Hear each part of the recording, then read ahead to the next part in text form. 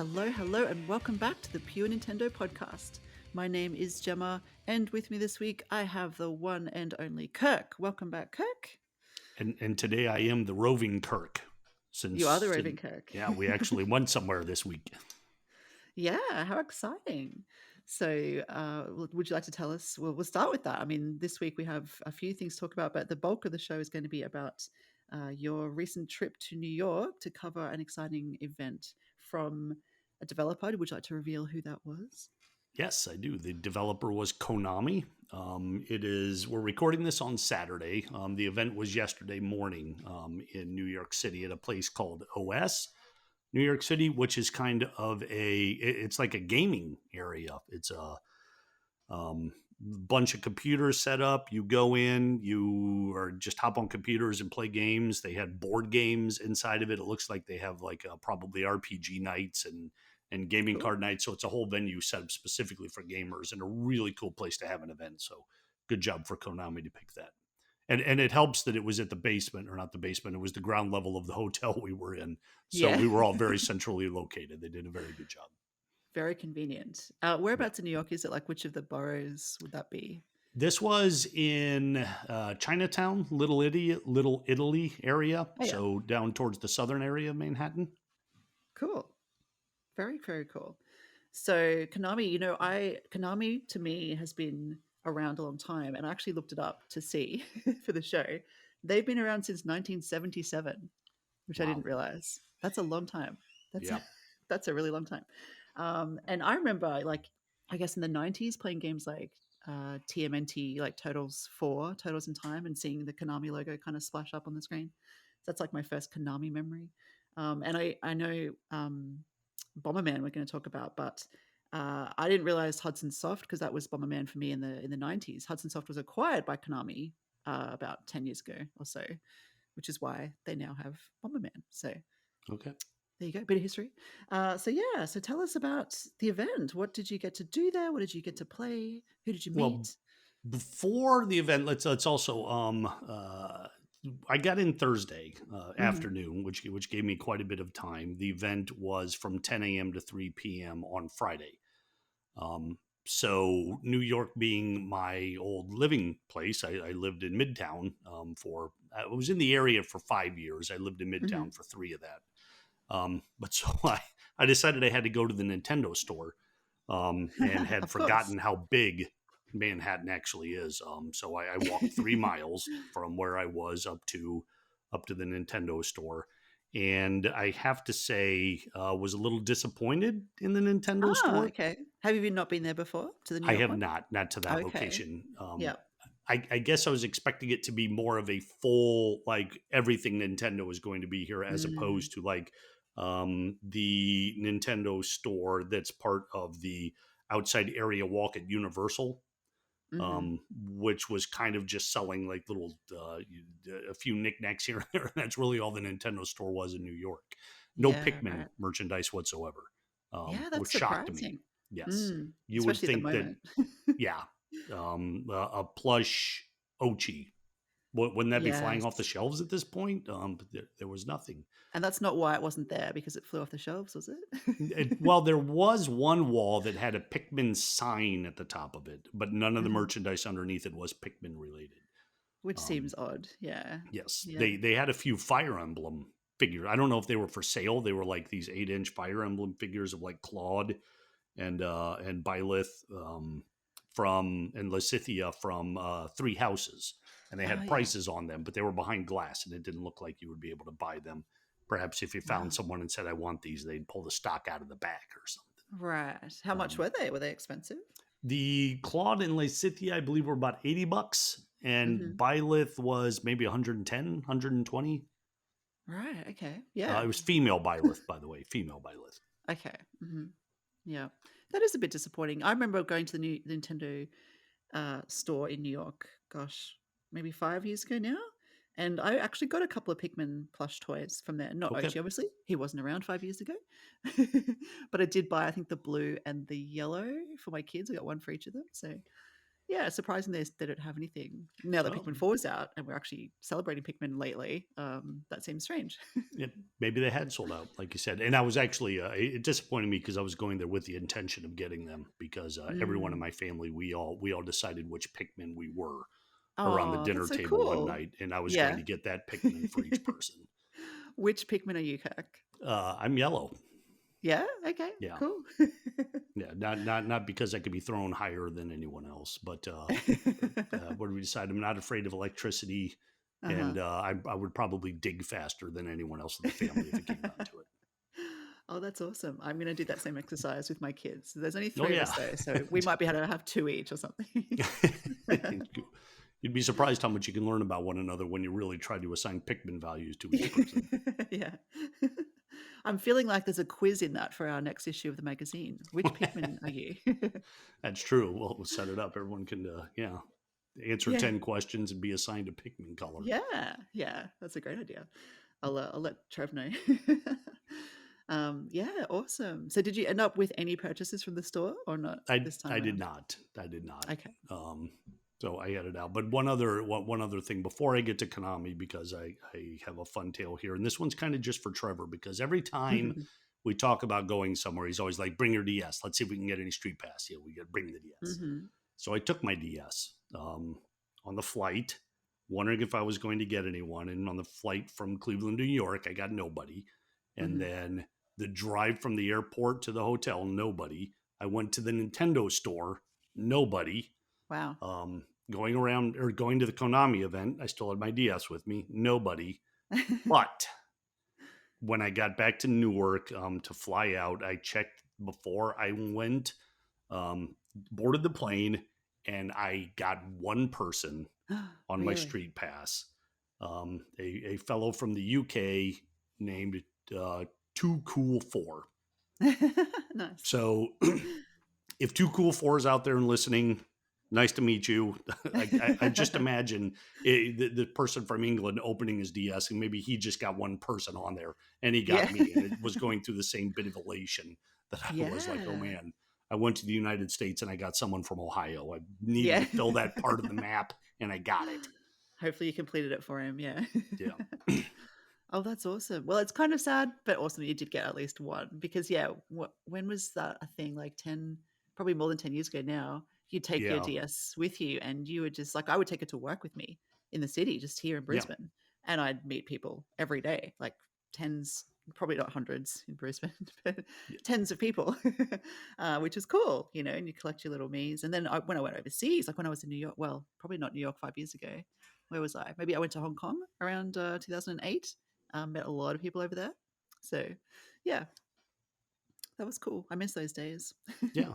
Yeah, it was fun. I used to take it to my office on purpose because the office right next to ours was a dentist's office, and so a lot of kids would bring their DS to the dentist's Ah, office to mhm. pass time while they were in the waiting room. So Yeah. I would always get that. And the one time I flew to Hong Kong, Hmm. I had a layover in Japan, and I took my DS with me specifically to get people from Japan while I was at the airport Yeah. walking around. But I had forgotten. I put it in whatever the equivalent of airplane safe mode is for the DS. Hmm. So I wasn't accepting any Oh street no. pass until I got back on the airplane where I was going to fly from Tokyo to Hong Kong. So I hurried up and I turned it on real quickly, and I think I grabbed one or two people from that flight or nearby Yeah. anyway, but completely missed out on everybody I would have had at that airport, and I was furious with myself. Oh yeah, you would have got heaps. Yeah. Yeah, Oh my gosh, missed opportunity. it was. Yeah. Well, that's cool. So take us. What happened next after the Nintendo World Store? What happened? Oh, What after was that, I next? was just doing touristy type things, visiting some of Hmm. my old haunts and old restaurants I used to go to. Visited my old apartment building, which is now a boutique hotel, a long Hmm. stay hotel kind of thing. Oh Uh, yeah. so yeah, it was good to be back, but I had to focus on an event coming up, so I was, Yeah. you Yeah. know, Nice. So the event itself, was it like, did they start with kind of an intro spiel from someone from Konami, or how did it yeah. run?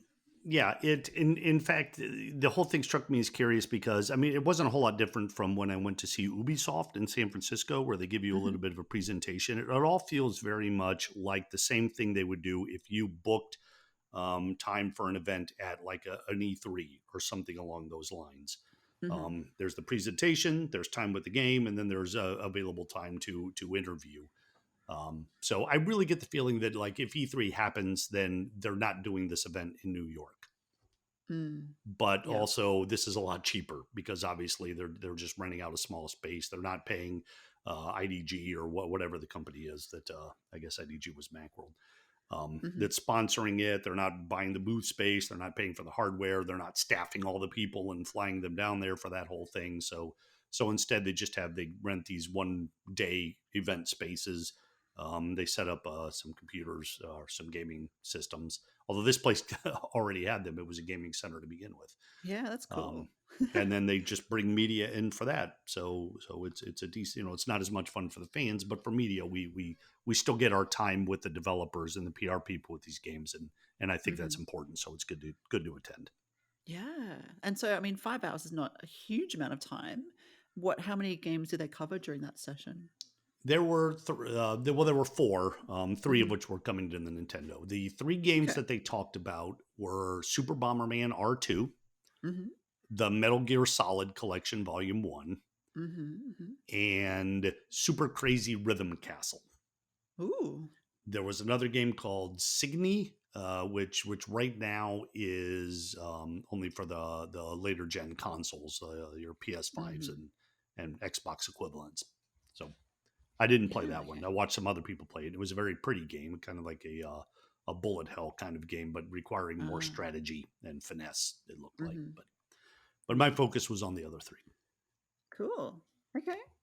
Well, do you want to take us through them in order, or how would you like to Sure, do sure. that? Well, the first one was Super Bomberman R2. Hmm. Now, I don't have a whole lot of experience, unfortunately, with the Super Bomberman game. So this was kind of like my first real chance to dig in. They showed us a presentation about the different abilities, the things that will be coming in R2, and I'm pulling that up right now on the Nintendo site to see that will be available on September 13th Yeah, less than a month for away. the Yeah. Switch. It has some of the same modes as in Super Bomberman R. Hmm. There's a story mode, which I played through for the most part, the single player story mode. I don't know if did you play Super Bomberman R? Did that have a story mode, or Yes, have it they did. just been focusing on multiplayer lately? No, there was a story mode. I'm fairly Okay. certain. It's been a few years. I'm fairly certain there's an online game as well, like an online version of Super Bomberman that was only for multiplayer play. But Super Bomberman R, I should probably double check that. But I'm why can't I remember? I thought it did have a single player mode. Yeah, usually the mainline games do. Like I remember in the '90s when it was Super Bomberman for the Super Nintendo. That was the first, and I think it was the first westernized version of the title Bomberman. They used to be called Dino Blaster or something like that. And Super Bomberman came to the Super Nintendo, and my friends and I played a lot of Super Bomberman in the '90s. Like it was such a fun, sort of the late '90s, I guess, or mid to late '90s, fun multiplayer game. Really really fun. But it did have a story mode too, which also I enjoyed. It's kind of you would know from your experience with Super Bomberman R2. It's sort of a top down experience. Yep. And obviously, there's enemies that you have to blow up with bombs, and there's a little bit of strategy in the timing. You know, if they're walking around or if they're chasing you or not. Sometimes they're just kind of moving up and down in a little pattern or whatever. Um, and some of them are very clever. They might bounce across. There's barriers. It's a bit like a labyrinth, isn't it? Really, that you're trapped in. And some of them might Yes. bounce across or go through walls or whatever they are. Or some of them have their own bombs or own techniques to get to you. So there's a few elements like that that are quite enjoyable. But yeah, the Yeah. multiplayer side of it has always been, I guess, the most desirable part. I don't know, the part that people come back to over like again and again, right? I suppose Yes. it's like Mario Kart. You know, you can play it one player if you want to. Although no, that's kind of different, isn't it? Because it's the same races. Okay, forget that. Anyway, how did you go with your experience with it being kind of your first main experience? Did you enjoy it? Yeah, yeah. And the thing that struck me the most was like, especially since it's my first time, if I'm going into one of these events with other people who Hmm. may have been playing this game for years, and they come in and they know exactly what they're doing. We're doing a party game, and I'm just getting destroyed. Mm. Um, so I didn't join the group. I did. I went to a lone setup and thought, oh, I'm going to learn this game on my own. But I was surprised how quickly you pick up on the nuances of the game. Hmm. Hmm.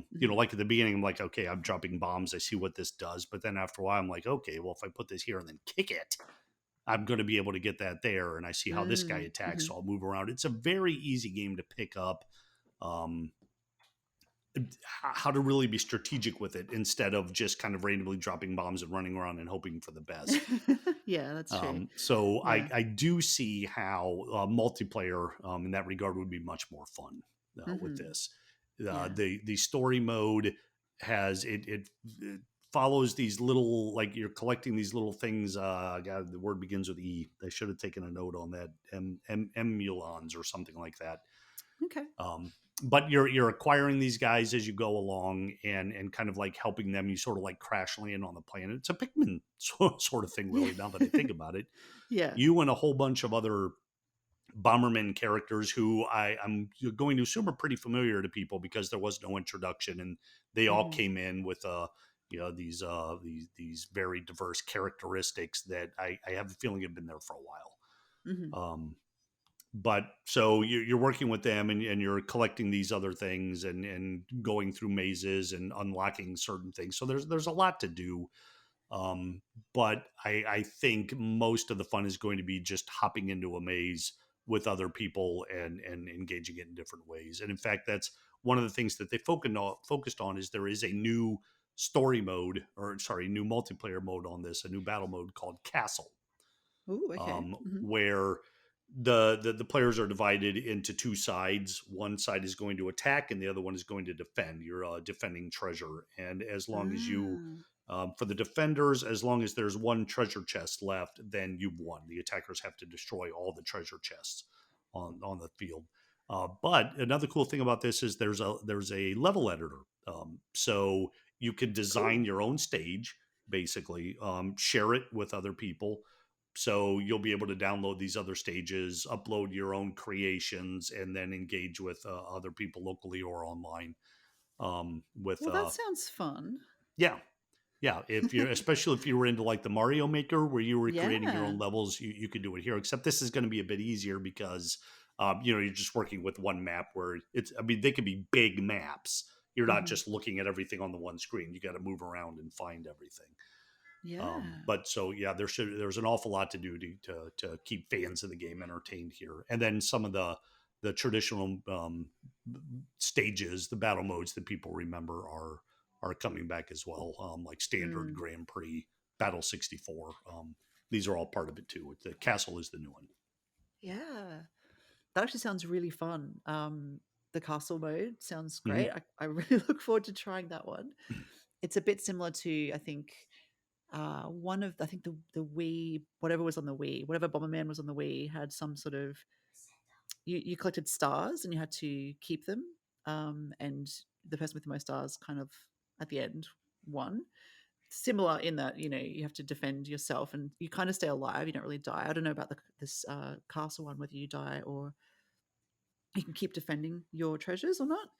There was also a mode that was like a crown mode where you're the person with the crown, and once you get bombed, you lose your crown and someone else can pick it up. So it's sort of like you're not just there to kill, to destroy everyone. You're there to survive, I guess, the longest, or be the one who has the crown at the end or the most stars, or in this case, the treasure. So yeah, that sounds fun because those modes were really, really good. They're just a little bit different to the, blast as many people as you can and be the last survivor, last Yeah, man standing or whatever. Yeah, and the level creator, I can see that being quite popular. Like you said, Mario Maker. A lot of people like Mario Maker.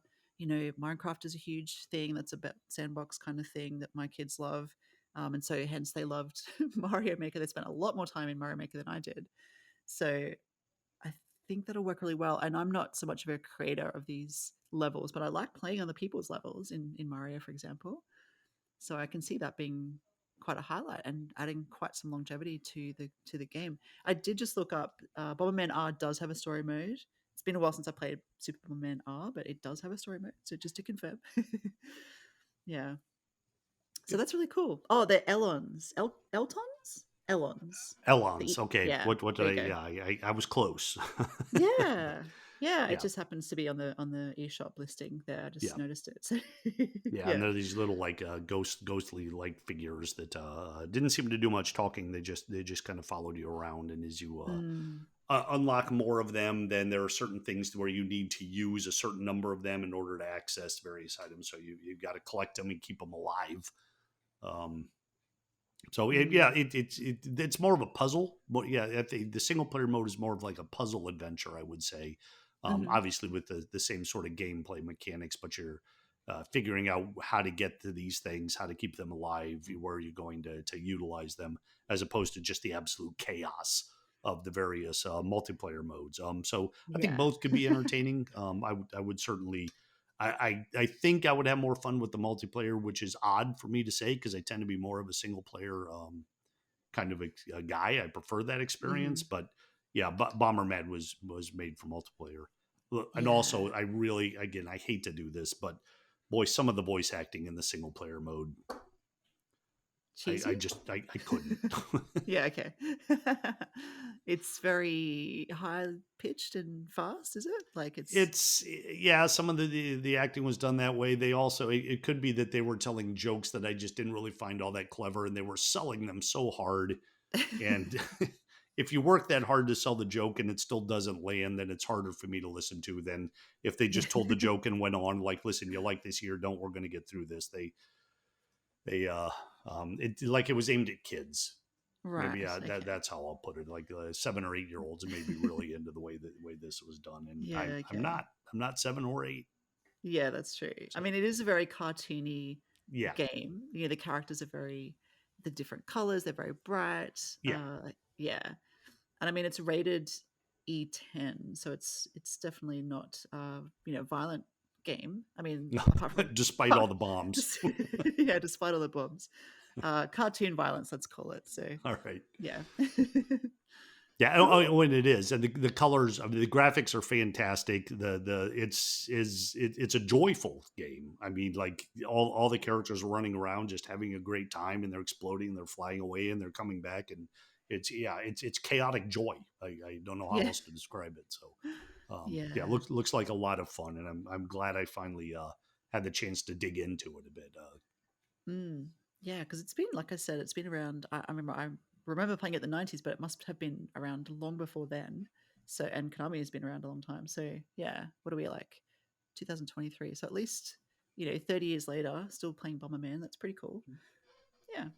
Well, time will tell what it's actually like. Well, I mean, you've played it, but when I get our hands on it in September, and we can hopefully give it a review and see how we go. Yep. Yeah. Cool. So, what do you want to move on to the next title that you mentioned, which was it Yes, Metal which was Gear actually Solid? one of the last games I played, but I want to save Super Crazy Rhythm Castle for last. So Yeah, I love I'll the talk name of about that one. yeah. Yeah. We talked about Metal Gear Solid, Hmm. the collection, Metal Gear Solid Master Collection Volume One, which includes a lot of Hmm. Metal Gear content. Um, Yeah, this going all was this in the Nintendo Direct, wasn't it? They mentioned, I think, that this was yes, coming. Yeah, yeah. and there was a lot. There's like, how many games are there in this collection? Oh boy, there's well, you know what? I just pulled it up on the Switch or on the eShop, excuse me. So we're getting Metal Gear, we're getting Metal Gear 2 Solid Snake, we're getting Metal Gear what is it? Solid including VR missions, special missions. We're getting Metal Gear Solid 2 Sons of Liberty HD collection version. We're getting Metal Gear Solid. That's hard to say Metal Gear Solid when you do it a whole bunch of times. I keep Yeah, Metal Gear Solid 3 Snake Eater HD yeah. collection version. We're getting Metal Gear NES FC version, and we're getting Snake's Revenge. I've already lost count. That's like Yeah. 7 or something. It's So like it's a lot. yeah, and I did not have time to play all of them. Mm, Obviously, it was a lot to go through. In fact, I wanted to get into as many as I possibly could, so I only played each of them for about 10 minutes, hmm. but Yeah. before moving along. The thing that struck me most about this is if you're a Metal Gear fan, this is a fantastic collection for you because it includes so many other things. It Mm-hmm. includes digital graphic novels of Metal Gear Solid and Metal Gear Solid 2. It includes screenplays. What does it say here? The Metal Gear Solid screenplay book. It's got master books. It's all of these. In fact, I was talking about this with another writer who was there. All of Mm-hmm. it is accessed within game. Of course, it's all digital, and you can pull it up and flip through it like a book. It's all Mm-hmm. laid out as if all of this was meant for print. There's no print version of it out there, but it's like you're pulling this up on the TV and you're reading it like you're reading a book. It's all laid out in a very natural format that's easy to read, easy to appreciate. The whole thing was just very lovingly done. Wow, So cool. Metal Gear Solid fans, I imagine you're going to go nuts over this collection. There is a physical release. Do you think that would come with some printed collateral, or We maybe wondered not? about that. I don't think it would because there. First of all, there's a lot. I don't know which they would select. They could like Mm. if there was a commemorative edition or like a special edition that came with all this. I would think so. But some of Ah, yeah. these books there's a lot there, and you just wouldn't be able to jam it into like a Switch case. Yeah, So yeah, I don't true. believe so. Okay, fair enough. But yeah, I mean, I love that there are A, so many games, and then B, like you said, so much love given to the extras, like these sort of digital versions of printed kind Yeah. of collateral. I think there's also some sort of, what is it, like a graphic, no, what's it called? Like a digital graphic novel kind of thing Yeah. or something. Yeah, Yep. that sounds really cool. Hmm. They were showing us a lot of clips, like some promotional clips and things that have been set up for it. Uh, so yeah, there's just an awful lot to dig into in addition to all the games themselves. Yeah, like Um, that's such a good collection. You know, we've talked about yeah. collections so many times on the show, and how two games is not really a collection, but Yes. this is a decent collection. Like this Oh is yeah. good. This is well a master collection, if you will. Mm, Um, yeah, I guess they do a lot uh, of games to draw from. The series has been around, yes. what, since the late '80s or something, right? It's been Yeah, around. judging from the way the first one played when I got on it, it seemed like it was very much an NES era kind of Hmm. game. But not all the Metal Gear Solid games have been on Nintendo devices before, have they? Weren't they more like PlayStation exclusives, Yeah, or I think a were bunch they of all them. available? Well, I don't know, but a bunch of them were definitely on the PlayStation and the Xbox as well. But I'm not sure Okay. which ones were on which devices. To be honest, I've not not been hugely exposed to the series Yep. previously. So yeah, but it looks like there's a whole lot of games to choose from. Yeah, and the thing that struck me most since I was playing them in order is the variation between playing the first Metal Gear towards when you get up to Metal Gear Solid 3 Hmm. with the HD remaster of it. The game obviously grew from something very small and like your typical sort of NES game, except of course it was more stealth based, Hmm. um, less action, more stealth. And in fact, that was one of the things that I was having some trouble with as I played. Like I don't know if there was an expectation that you already knew how to play these games. There is an online instruction manual that you could open. I didn't because I didn't think I had time. I was just going off a little card they gave us for the controls. Hmm. But like at one point, I picked up a gun and thought, okay, Y is the button I'm going to use to fire the weapon. But after I had the gun and had the chance to use it, it wasn't shooting. So I guess there's got to be a way you've got to like load up the gun first Ah. Hmm. in order to have access to it. So there were some things like that kind of threw me. Yeah. Um, Hmm. but it struck me like how even though we moved from like that sort of top down arcade look of the first Metal Gear from the NES era to the 3D Metal Gear Solid 3, it's like the gameplay still felt basically the same because you were still finding ways to hide. Um, stealth is obviously the whole thing. If you're detected, your map shuts off, for example, and then you're just running for your life trying to find cover, or if you're able to find it out, you do so to get around that. And I thought both of those were fantastic. I loved playing the old 8-bit graphic game with the Hmm. arcade feel, and the simplicity of it, aside from the control issues that I had simply because of my lack of knowledge, to the more immersive Metal Gear Solid 3, um, which felt very much like any other sort of like a first person video game that I would be playing these days. The one that I Mm. didn't click with was Metal Gear Solid 2, which very much had that heavily pixelated but 3D polygonal look of like the Mm. early PlayStation games. And that's just a personal Right. preference with me. I Yeah. don't like the way those games look now. I can handle the old arcade games. Yeah. That Yeah. they it could be because that's when I started. It just reminds me of that era.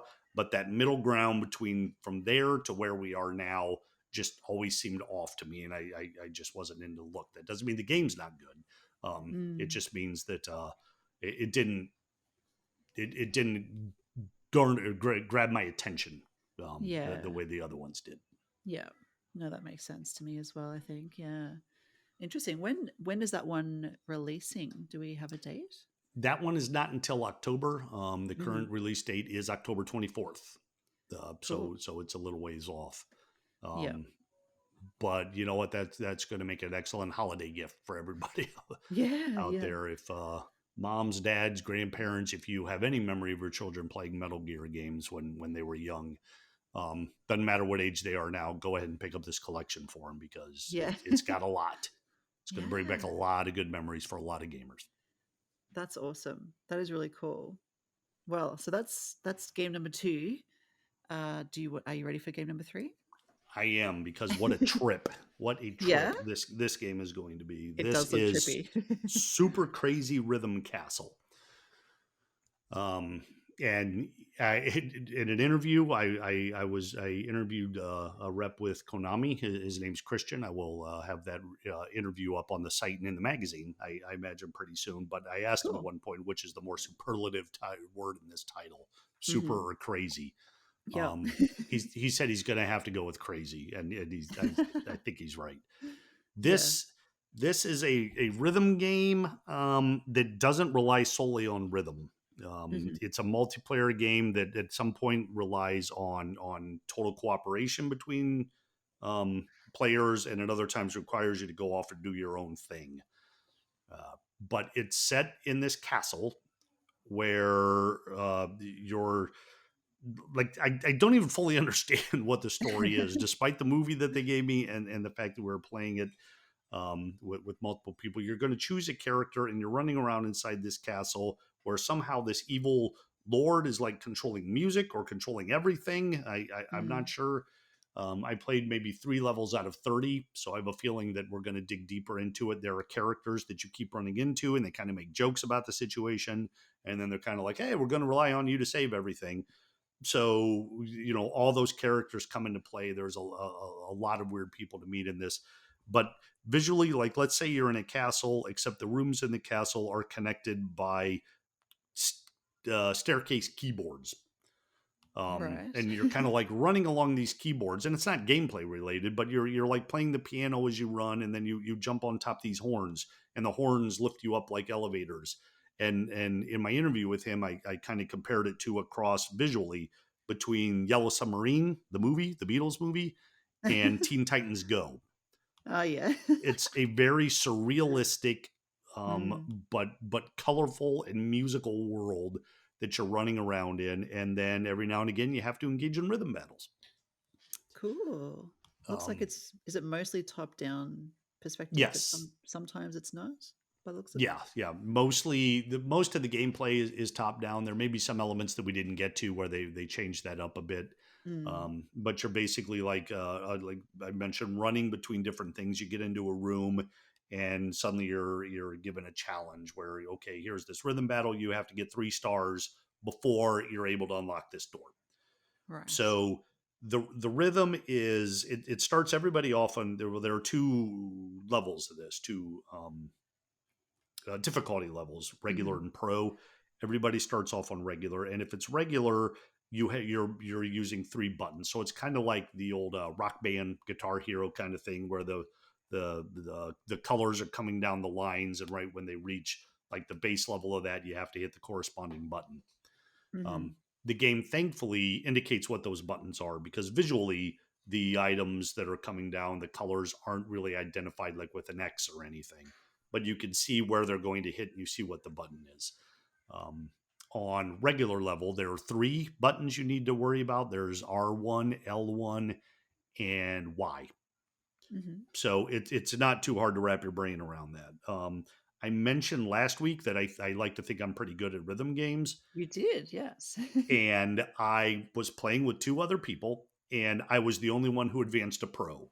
So feeling Right. pretty good Okay. about that. They put me on Yeah. pro level. Pro now has 4 buttons, and it took me longer than I had hoped to wrap my head around 4 buttons because I was now using R1, L1, Y, and the new one was the left D-pad button.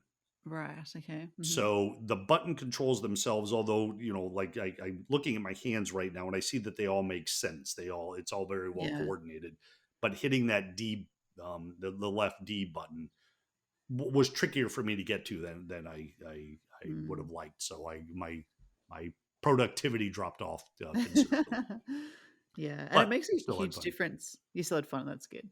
But it makes a difference, the controls, especially in a rhythm game. I think you can do it well. Like it sounds like this one has done well, but you could also make it uh, unnecessarily challenging by choosing buttons that don't make sense, I Yeah, guess. and like I was thinking maybe there's a way to change it. But then I looking at the controller, I was like, but I don't know what I would switch it to because, I Yeah. want obviously both my thumbs to now be the middle buttons and there's nowhere else to put the other thumb other than maybe Mm, like hitting the R stick, the L stick in or mhm. out, but that wouldn't be Yeah. nearly as precise. So I think what they did was right. And after a few things, I'm going to be able to wrap my head around it. Yeah. Um, Cool. I will point out that there are, I believe they said about 30 songs in it, all of them currently original. There's Okay. no Yep. there are no pop songs or anything working their way into this. And I'm Yeah. going to bring up a point here because later on when we're talking about some news that's coming out, I don't mind this Yeah. because my problem with rhythm games that are like licensing actual songs out there is my taste in music don't really gel with that kind of game, I guess. Mhm. Yeah. So I'm not getting my songs in these games. I'm getting songs I don't like in these games. Yeah. So they mention in there that there's a lot of different genres in here. There are going to be again all original, but there are rock songs. There's hip hop. There's dubstep. I have no interest in hip hop or dubstep, but if I've never heard the song before, it's easier for me to just get into it as opposed to thinking, oh man, I can't stand this song, and now I've got to Yeah. listen to Yep. it for however long it takes me to play this thing. So I'm fine with that. He also said that there will be some surprises in there. Konami fans will recognize some of the music that they're going to hear. Oh, that's cool. So So some theme songs maybe from classic titles that are yes, yeah, recognizable. yeah. Yeah. They didn't say Oh, what that's they a nice were, and touch. I think the fun will be finding those when you get to them. So there Yeah, will be some of that. exactly. But yep, Yeah, I mean, I'm fine with that. I think if a game or if the music in a game is done well as an original track, it's great. It's wonderful. I mean, pop songs are good in their own way. They have their place, but not like you say, not everyone likes every song. So you're going to end up hating some songs, loving some songs, skipping some songs if you can. It could put people off. Some people are pretty passionate about certain pop music songs, I guess. yeah, It's and love it that's or hate me. it kind of thing. Yeah, Yeah, yeah, yeah. So if they can keep it pretty, general and original, I think yeah, I find games like that a lot more approachable and accessible. And it also means that there's a lot more talent and time put into these titles. Someone's written these songs for this game, yeah. purposely, and they probably fit in better for that reason. It's not just Yeah, taking Taylor Swift or whatever. It's like, yeah.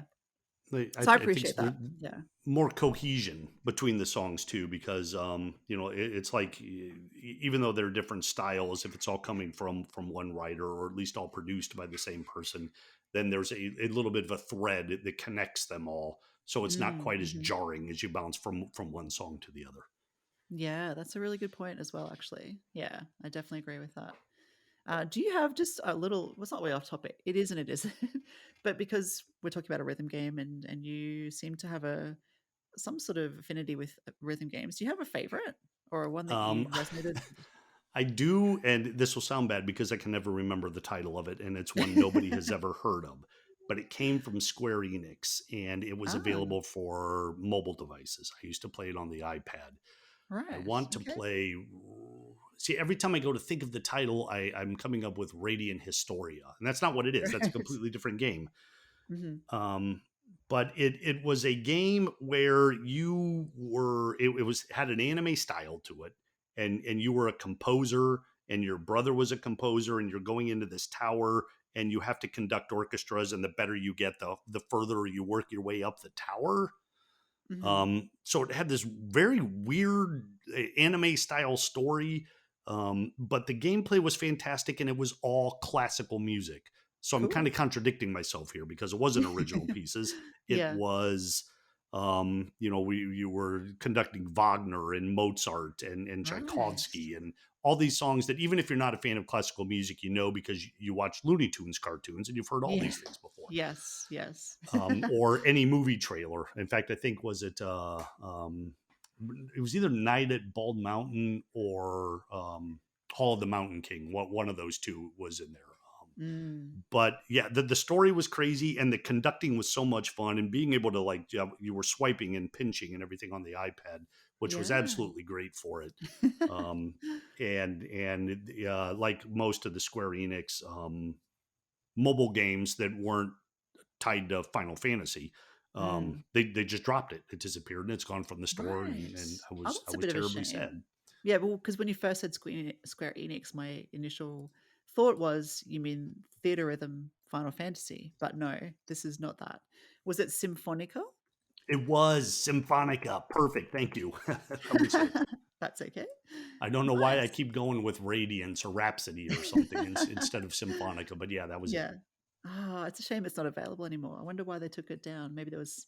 I wouldn't have thought there were licensing issues with classical music because, like you said, it's used. It's. I think it doesn't have as much of an issue. That's why it's used so much, right? In Looney Tunes or movie, trailers and stuff. Such. Yeah. I'm sure you still have to license the performance, but not not you're not paying a writer for the music for that anymore. That's all Mm, public domain. yeah, public domain. That's Um, the term I was looking for. Yes. But Yeah. Okay. it could be I literally was the only person on the entire planet that enjoyed it and played it as frequently as I did. Yeah. So, if it had done well, they wouldn't have dropped support for it when Apple changed whatever they did for Yeah. the True. whatever It's like coding language the things had to be in. yeah. It's like Dr. Mario. They dropped that. It's probably just me Yeah, playing Dr. Mario. Unfortunately, that was so fun. yeah, Cool. Well, that was an awesome wrap up of the event. Thank you for that. Three very exciting games. I think Super Crazy Rhythm Castle doesn't have a release date as yet. I think it's just TBA 2023. Is that right? Or did they give you yeah, a date? yeah. They didn't know they didn't. Okay. Yeah, Something to look forward to later in the year. It does sound quite chaotic yet fun. So, Oh, and you know what? I will say one more thing about the game because I think I left off mhm. something very important, Yeah. and that is it's not just rhythm games. That's the focus of it. But while you're playing, if you're playing with multiple people, it's very much again, it's going to be more fun if you have multiple people playing at once, Hmm. locally or online. But in this case, especially locally, because you're going to have to work with one another while the beats are coming down that you have to obviously tap into.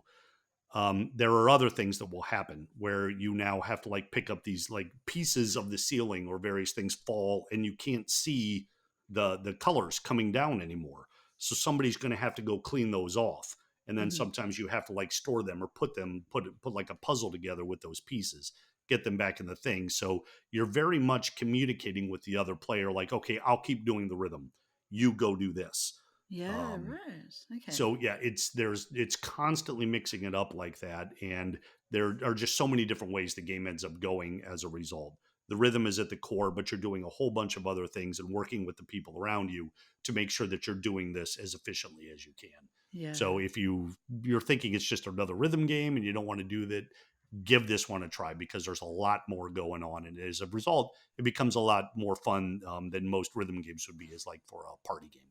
Yeah, that does sound fun. I love that. I love that kind of diversity in the gameplay that makes it definitely stand out. And yeah, Yeah. That's what Very, makes very it cool. super crazy. Yeah, yeah, exactly. I like games like that start with super. I don't know why. I think it's just from the Super Nintendo, Super Bomb. It's just Everything worked was into your super. brain. Yeah, because everything was super, at that time, because it was the Super Nintendo. We had Super Mario, we had Super Bomberman, everything was super. They never did a Super Zelda though, did they? No, But no super Fire Emblem. no, no, maybe that would be the next iteration for That's right. those two. Oh, that would be fun. Cool. Well, you mentioned that there was some news, some rhythm related news. Do you want to tell us about that? Yes, and that will kind of tie in with our previous conversation because Yeah, Sega has now made a demo available for Samba De Amigo Party Central, cool. which is it looks like to be a very colorful, very upbeat, danceable sort of party game where the rhythm is based around shaking your Joy-Con like maracas Hmm. to various songs. Um, the demo includes a few songs, and this goes back to my previous point where I got to pull up the song list for this. Mm. Um, but the demo has music that again isn't my thing, and I just don't have any interest in listening to it. So Yeah, again, right. I feel bad. Again understand. I'm not knocking the artists. This just isn't the music that I listen to. In Yeah. fact, it's funny to me because it's got music by, let's say, Ariana Grande, and it's got Carly Rae Jepsen Ah, and okay. Hmm. and the Jonas Brothers and Kesha. Not my thing. And then in the middle of it, they have like Centerfold by Jay Giles band. Okay. Like they threw me one bone. I Yeah. appreciate that. We're going all the way back to like, what was that, 1981, 82, when my taste in music was being formed. But Yeah. I can't just play Jay Giles band Centerfold every single time I pick this Yeah. game up and mess around with the maracas. Yeah. So Yeah. Yeah. a little more, for the older crowd, but also, are people my age getting this game? Probably not. Um, Yeah. Yeah. do we get up and shake our maracas anymore? Uh, Well, I don't know. yeah, I Uh, mean, yeah. perhaps I'm underselling it because there is what Bon Jovi is in here. Oh, yeah. Okay. What's the other? There was one other band that I saw that was more along my lines, but again, none of these are included in the demo. But that's beside the point because um, the the whole idea of just being able to like shake your Joy-Con as maracas with it seems to be that it's a very approachable game because who doesn't, anytime you went to a music class and you don't know how to play a single instrument, they Yeah. gave you either maracas or they Yeah. gave you the tambourine. Yeah. This So is we true. all know how to do this, and Mm. getting up and dancing around with again the very colorful, very hyperactive animations. Awful lot to get into here as you're up moving around. Um, and making a demo available for it, I think, is the perfect thing to do because it could be the kind of game that you look at and you just don't understand what's going on, so you bypass it. Mm. But download Yeah. the demo, and now you're starting to get a feel for how the gameplay actually plays out, how the rhythms work, how the whole experience is going to be able to keep you entertained for a while, and you're up moving around again. Which as Nintendo gamers, we did all the time with the Wii, and Yeah. now you can That's stand it. up with your Switch and shake your Joy-Con like maracas and have yourself a good Yeah. time and get a little bit of a workout. Interesting. It's an interesting mix. They haven't, yeah, like they haven't released all the songs, obviously, or Yeah, released the titles. So there's bound to be more. You think they probably do want to keep it somewhat diverse so that players like yourself might be more interested. But it does seem skewed to that kind of pop side. I don't yeah, like. I know Ariana Grande and Carly Rae Jepsen, but probably only their famous songs. I don't know these songs, so the Keisha song is like her main song, like TikTok. That's like her famous song from a few years ago. Looks like there's Miley Cyrus and Pitbull. It's very, yeah, it yeah. seems Very curated. very young, and like even Yeah. it's got "I Will Survive" from Gloria Gaynor. Oh Which of yeah. course we all know from the disc era, but it also says Eric Cupper mix extended. So now Yeah. I'm a What is little nervous that we're not that? just going to get the disco version. It's going to have all these house beats on top of it, and they're going to take Mm. a song which I quite enjoyed back in the day. um, and make it less accessible to old farts like me. Yeah, well, I might give the demo a go at least and see. I don't think I played. Is this the second Samba De Amigo title? It's not the first one, right? I think at least the second, yeah. And I've never played. I don't think I played the first or any others in the series, so I will download the demo. I'll make an effort to do that during the week and let you know what it's like next All right, week. yeah, do. I Yeah. know. I'm trying to think. Recall the song from the demo. It was a song by Pitbull. Okay. Is one of the demos. Not really a Pitbull Uh, fan, but that's okay.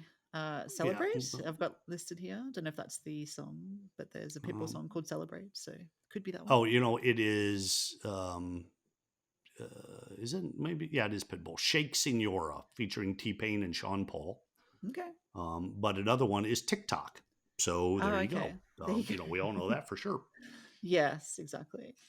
And like, was that song that was before TikTok was actually a thing, like the social platform TikTok? Uh, I'm pretty sure it's not about that. It's about a clock, right? So, yeah. anyway, whatever. Cool. Yeah, I'll check that out and see how I go. But you're right, it does tie in. It's a bit of a theme today with the rhythm side of things, so that's Yeah. interesting. Yeah. Now we just have 10 minutes or so left to talk about the games we're playing at the moment. Okay. So I guess I could start with that. So I've been talking about Vampire Survivors for a little while because I think it's a game that was popular last year and was on mobile devices. There was some talk amongst friends that it wouldn't ever make it to the Switch or the Switch couldn't handle it. We saw in the Nintendo Direct earlier this year that it was coming to the Switch in August. It has now come out. It came out on the 17th, I believe. So I did download it. It's on special actually. It's only about seven. Oh, this might be the Australian price though. I think it was $7 in Australia, but it's 10% off or something. So I'm not sure the US price, but it'd be even cheaper. It's probably like $5 or $6, right? When you convert it. So it's not a Yep. very expensive game. Yep. And we were talking about Brotato recently. So it's similar to that in that you must survive hordes of enemies who crowd around you. I have played it probably only for 20 minutes or so, actually just before the show, just to try it out. And there is a difference between Brotato and this one, which namely is Brotato has waves that you have to conquer. So you've got like a 2-minute wave, and once you defeat that wave, you sort of move on to the next wave, and you get power ups or whatever. This one is just one from my 20 minutes of gameplay. It's like one continuous wave. Like there is no end. There's no end. There's no break, no relaxation anywhere. No, well, kind of. You collect every time you kill an enemy. It starts off pretty easily. Like there's bats who you can kind of one shot the bats. There are a lot of them though, and it looks a little like I don't know Castlevania because and it's not a platformer. It's top down, twin stick shooter. But you look a little bit like Simon Belmont, and you kind of look like you have a whip, and the enemies look vampiric. I don't know how to say that. Vampiric. Let's go vampiric. Yeah, and it just looks like it's also very retro looking. It almost looks 8-bit. It's very stylistically done that way on purpose. So it looks like it's like Simon Belmont in a top-down survival game or something, which is cool. I like that. I like Castlevania, and I like vampires. So this is something I'm interested in. And every time you dispose of an enemy, a little gem appears, a little blue gem or a crystal or something. You collect them. I think this is what triggers it, but eventually you do get to pause because you get a power up given to you. You get to choose one of 3 items, whether it's a defense up, increase your defense or increase your attack or get a new weapon. So as you proceed, you get stronger and stronger, but of course the enemies also get stronger. So apart from bats, then you start having these kind of ghouls that wander around. Then you get these kind of green, I don't even know what they are. They might just be ghouls as well, but there's these green entities, and then there's ghosts, and then there's plants, and there's just more and more and more of them surrounding you. And there's a timer at the top which tells you how long you've been playing for. So I assume the aim is to just get the best time. I don't know because I had to stop playing to record the show. So I handed the control to Hayden, my son. I'm like, here you go, you can play. And I think he just died. But What, just now? like early before the show started. Yes, Oh, I was okay. playing. Oh, That's just why. died as in he didn't get anything done. I No, thought you no, were no. saying he's been at it for the past 50 minutes. Man, Yeah, that would give be that kid good. a prize. Exactly. So it's fun. It's really fun, and it's a it's a budget title, and you wouldn't want to pay much more than that because I assume it's free on mobile devices anyway. I did notice I when I first started playing it, I had the Switch in my hand, like in handheld mode, and it's touchscreen controls, just like you would play on your tablet or your phone. So you're controlling this. I'm going to call him Simon. He's not Simon, but you're controlling Simon Belmont with your finger, right? I did not like that. I did not enjoy that at all on the Switch. Yeah. On the Switch, at least, I think we kind of touched on this when I talked about Brotato as well. But I couldn't see a way to change that control, at least in handheld mode. But I didn't play with the options for long enough to really say for sure. But putting it like docking the Switch, it's fine. It's a twin stick shooter, which I really like. I love twin stick shooters. So you're controlling the dude. Actually, sorry, it's not a twin stick shooter because you're really just controlling the dude's direction. He just shoots automatically. You don't have to fire. Okay. So it's automatic fire. You're just controlling the person, and he walks around and collects the gems as he avoids the enemies. You've got a little health bar. Yeah, it's fun. So it's about surviving. Yeah, vampire survivors. So you are a survivor. I don't know if there's an end to the game. I presume it's endless. But I'll have another go and see what happens. But yeah, Okay. it's a bit of fun. I was looking So forward to it. your character is the vampire? I mean, is he surviving or are you surviving attacks from vampires? My take on it is that you are surviving vampire attacks, but I Okay. don't know how that works with the title. Maybe maybe you do get to choose your character at the start. I think that only one is unlocked by default. So I chose this person who I'm calling Simon. It's not Simon Belmont. Do not go out thinking this is a Castlevania spin-off. It's not. It's just my take on it. I guess you can unlock more characters on the way. It looked like there were 4, but they were shaded out to me, the other 3. So yeah, it looks like there's 4 humans and all these ghouls and goblins are attacking you and you have to survive, basically. Yeah. And I see the looking at the images here that it does have sword fighting skeletons, so that's an instant win for me. Yeah. Yes, exactly. Um, Yes, very cool. I don't know if there's a boss fight or anything like that. I haven't come across one. I don't know if that's a thing. I haven't looked into it enough to know for sure, but I will keep persisting with that and see how we go. So it's a bit of fun though. It is fun. Hayden, again, because he's a Brotato fan, which is how I heard about that game in the first place, said he prefers Brotato. So that's okay. if you have 10-year-old children. I don't know if Vampire Survivors is made for 10-year-olds. I'm guessing it's probably not, but yeah, Brotato certainly is. So yeah, that's my story. Okay. Oh, I like it, and I looking through the graphics here. I really like the way the game looks too. I'm hoping, and it looks to be this Yeah. way, like the little characters that are attacking you. They're not animated, right? It's just like they're little, like almost like little army men moving at you because they're all standing Yeah. in the exact same way. I think in a Yes. way that works better than if they were like moving somehow or Yeah. like their arms Yeah. or legs were articulated, that they're hmm just these static images coming at you. I think makes it look even cooler.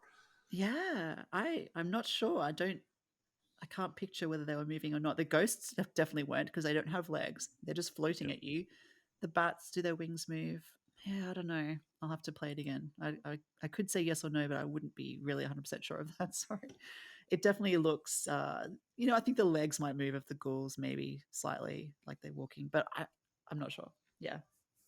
It definitely looks, yeah, kind of 8-bit graphics Yep. wise. Yeah, it has a cool look to it. Definitely an enjoyable little title for a budget price if you're into that sort of thing. And I Yeah. also see that it has its own DLC. Yeah, I did notice that as well. Excuse me. I'm not sure what that provides. Does it have any information about what's actually in the DLC? I didn't really look into that myself. It looks like maybe different locations. There's a very snowy one of them is called Vampire Survivors Legacy of the Moon Smell, or Mm. excuse me, Moon Spell. Yeah. And it's very snowy, very white. So it just looks like maybe it has different visuals and different characters that you're going to be controlling. Right. Okay. Yeah. I'm surprised it didn't include the DLC, to be honest, but maybe that's why it's quite cheap. Yeah. Yeah. And the DLC Yeah. is only, like I said, it's on special too. Normally $1.99 here in the US. And right now they're $1.79. So yeah, Vampire Survivors is definitely something I'm enjoying at the moment, and I will keep playing during the week. And did you want to touch on the Sea of Stars demo? Have you had a chance to play that one? Yes, I did finally. Mhm. On Justin's recommendation, he's been following this very closely since Mm. Nintendo gave us a look at it, and it's again, it's a retro styled turn-based RPG. You're Mhm. following three characters around. There's not too much information on the adventure. Exactly what's going on with the story thus far, and I'm not even sure where the demo takes place because it seemed to me like it was at a good place that could have been a beginning, except there was one point where they were talking about something and they said it was redacted Oh, from the demo. right. So that would indicate to me that maybe we are further along in the story somehow and are learning something we're not supposed to know yet. So they had to pull that out.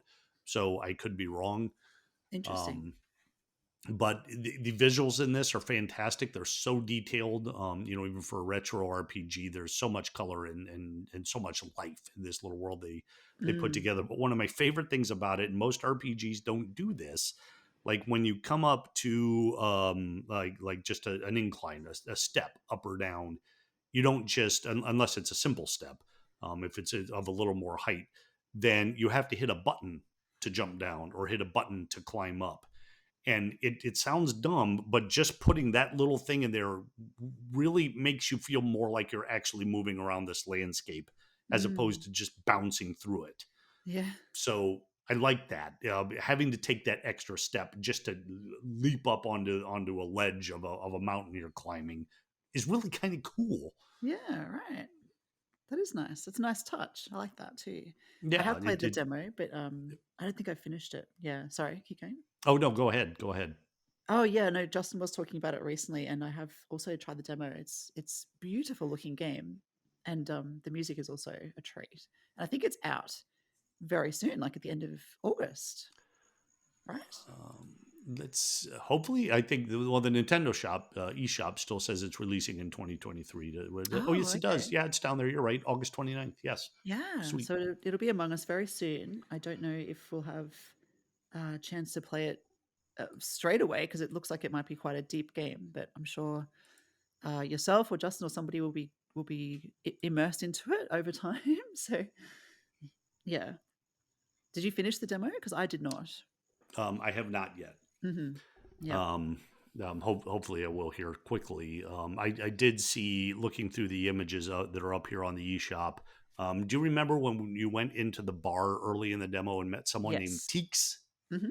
Hmm. Well, there's a screenshot here where she says, "Nice to meet you too. I'm Teeks," and she's talking to our three main characters. So that would indicate to me that we have met this woman before we meet her in the Mm. demo. So, Hmm. yeah, it looks like it is a chunk in the center of it where they're giving us the gameplay. Yeah. Right. Okay. Yeah. Interesting. Yep. And I also got a kick out of it when there's a point in the village, the first village you go to, where there are some guards standing in front of a wall. And if you go or in front of some steps, and if you go talk to them, they will tell you, "We're sorry, this part of the game is not available in the demo." And I thought, what a nice way to break that third wall. Yeah, that's true. Yeah, I like that too. That's nice.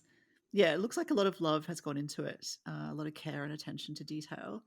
So it'll be very interesting to have the full release upon us and see how that stands up against the demo. But yeah, I think it's another example of, I mean, demos, we do see a lot of demos for RPGs, I guess, don't we? Like some of those recent ones that we've had from Square Enix, I think they had some Yes. demos. Yeah, because they're such big games, and you have your fans. Like you're a fan. I mean, I would say I'm a fan, even though I don't play anywhere near as much as you. I definitely was before I had kids. I played a lot more back then, and yeah. But if you're not, or if you're on the fence, or because there are so many to choose from, I suppose if there's a demo for one and you try it and you like it, then you're more likely to buy it, Yeah. especially if Yeah. it carries over. The save carries over as well. I did that with, was it Dragon Quest 10 that came out on the Switch? Dragon Quest 11? What's the most recent one that came out? Oh, that's a good question. But they had a demo. It started at the beginning, everything carried over, and it was like a full 10 hours. You got 10 Wow. hours into this demo before you needed to buy the game. And Yeah. it completely hooked me in that time. And I ended up going out and buying it specifically. And that was the first Dragon Quest game I'd ever played. I didn't have much interest in the series. Yeah. And Right. I gave that one a shot and loved it. Bought it, played it, Cool. had a great time.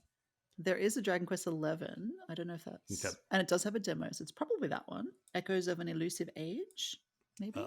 Maybe I could pull that up too. Yeah. Um, I don't know if that's an upcoming one. It doesn't have a release date for me. The page I'm looking at. Oh, is it a classic top-down style RPG, or is it more of a 3D one? oh, you know what? It was this one. You could play it both ways. Yes, it was this game, I love and that. you had an option of playing it with a modern 3D approach or in more of the classic style of the Dragon Quest games. Yeah. Oh wow, that is so cool because I stopped playing Dragon Quest because it went 3D basically. I Yep. don't like the 3D style. I like the top-down style. But this having both options, yeah, I would take the top-down style every time for sure. Yeah. It's And I mean, it's such a completely different visual approach to it too. The fact yeah, that they had that in there is really rather incredible. yeah. There's only one screenshot that I can see of the top-down, but it looks really cool. That's my style. That's my jam. Oh wow, maybe I should check that out. Yeah, that's cool. Or at least the demo, the 10-hour demo. I can't. How long is the actual game? It must be huge. Yeah, boy, you know, we're looking around 80, 90 hours again. Yeah. Okay. Yeah, that's the other reason I stopped playing Dragon Quest. I think I had one on the DS. I think I don't know which number it was. 5, 7. I don't even know. And that was so fun. I loved it. I really enjoyed it. I haven't played all of the Dragon Quest titles, just a few random ones that came to Nintendo devices. Yeah. Anyway, good to know. Thank you for that.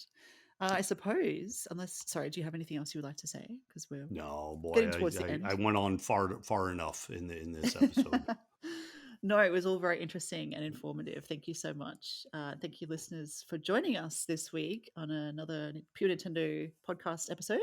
We do launch our episodes every Monday. We'd love to hear from you if you have any feedback or if you want to leave us a review on the podcasting channels. Let us know your thoughts. Leave us a comment on YouTube or a question. We'll answer them next week. And make sure to like and subscribe so you don't miss out. Thank you, Kirk, again for joining me this week. Oh, And certainly. yeah, you can head on over to purenintendo.com for all our latest reviews. And if you want to support the magazine, we are over at patreon.com/purenintendo. We're going to get started on our next issue very, very soon. And until next week, game on, everybody. Bye.